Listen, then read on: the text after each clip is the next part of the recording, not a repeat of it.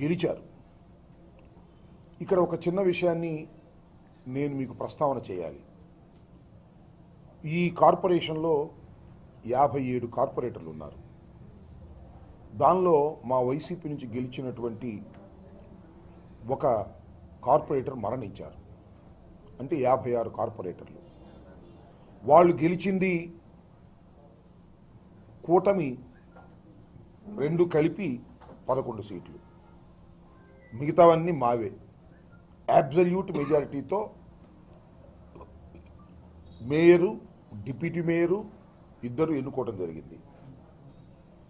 తర్వాత జరిగినటువంటి పరిణామ క్రమాలలో ఒక డిప్యూటీ మేయర్ పార్టీ మారారు.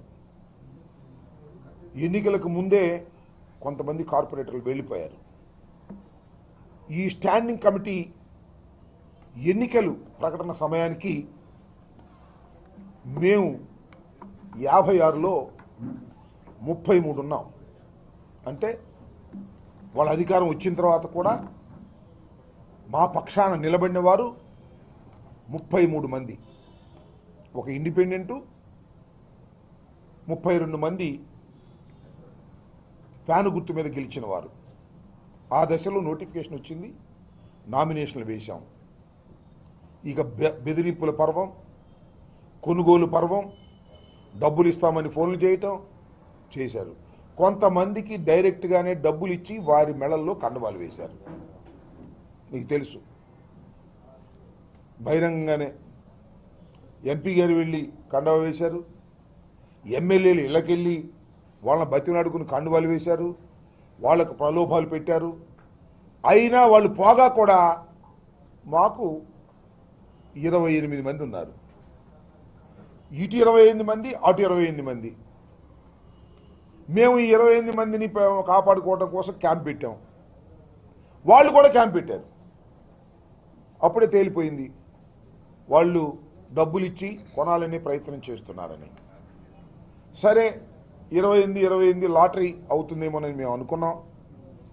మా ఎమ్మటే వచ్చారు, మా కండువాలే వేసుకున్నారు.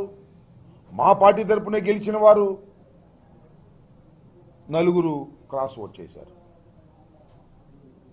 ఇది మమ్మల్ని చాలా బాధించినటువంటి అంశంని మనం చేస్తున్నాం. మమ్మల్నే కాదు, నిజమైన వైఎస్ఆర్ కాంగ్రెస్ పార్టీ కార్యకర్తలందరూ కూడా ఈ విషయాన్ని బాధపడాలని మనం చేస్తున్నాం. ఎందుకంటే డైరెక్ట్గా ప్రలోభాలకు లోనై పార్టీ మారిన వాళ్ళు ఉన్నారు, దుర్మార్గులు మారినవాళ్ళు. మా ఎమ్మటే వచ్చారు, మాతో పాటే ఉన్నారు, లోపలికి లొట్టేశారు. ఇది దుర్మార్గం, అనైతికం. అది అనైతికం, దానికన్నా ఘోరమైనటువంటి మోసం ఇది. దీన్ని మమ్మల్ని తీవ్రంగా కలిచివేసిందనే విషయాన్ని పత్రికల ద్వారా చెప్పదలుచుకున్నాను. ఎస్, మీకు ఇష్టం లేదు,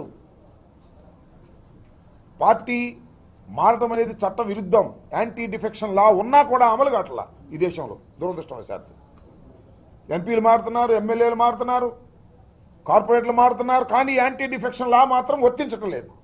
దురదృష్టం అంటున్నది. చట్టాన్ని తీసుకొచ్చారు కానీ అమలుకు మాత్రం సాధ్యం కావట్లేదు అది.